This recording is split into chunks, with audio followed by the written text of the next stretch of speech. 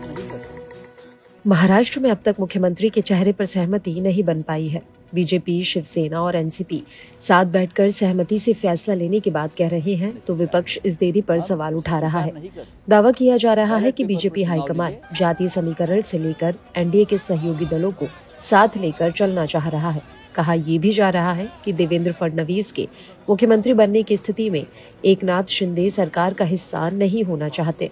मामला इसलिए भी तूल पकड़ रहा है क्योंकि बीजेपी के पास बम्पर सीटें आई हैं और अजीत पवार खुद को सीएम की रेस से बाहर कर चुके हैं। ऐसे में फडणवीस और शिंदे के बीच में से किसी एक को चुनने में इतनी देरी क्यों हो रही है?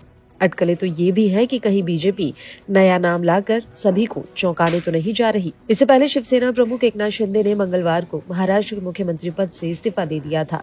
इस बीच दिल्ली में केंद्रीय मंत्री रामदास आठवले ने ऐलान कर दिया था कि बीजेपी नेतृत्व ने देवेंद्र फडणवीस को तीसरी बार मुख्यमंत्री बनाने का निर्णय लिया है, लेकिन पार्टी की ओर से अब तक इस बात की पुष्टि नहीं की गई।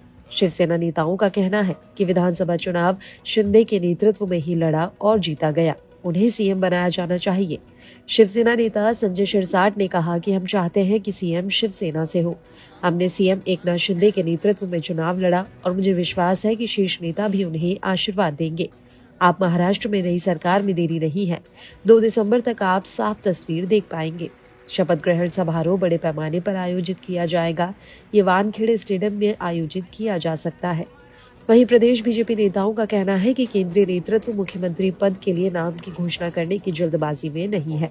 हमें निर्णायक जनादेश मिला है और अब प्राथमिकता सरकार गठन के लिए एक व्यापक योजना तैयार करना है। इसमें विभागों का बंटवारा और जिलों के प्रभारी मंत्री जैसे प्रमुख पदों का वितरण शामिल है। हालांकि चुनाव प्रचार के दौरान बीजेपी का चेहरा रहे फडणवीस मुख्यमंत्री पद की दौड़ में सबसे आगे है। आपको बता दें कि पिछले हफ्ते आए चुनावी नतीजों में शिवसेना, भारतीय जनता पार्टी और राष्ट्रवादी कांग्रेस पार्टी के महायुति गठबंधन ने भारी बहुमत के साथ सत्ता बरकरार रखी। महाराष्ट्र की 288 सदस्यीय विधानसभा में महायुति गठबंधन को 230 सीट और एमडीए को केवल 46 सीटें मिली। बीजेपी को 132, शिवसेना को 57 और एनसीपी को 41 सीटें मिली। इसके अलावा 4 सीटें अन्य के खाते में गई।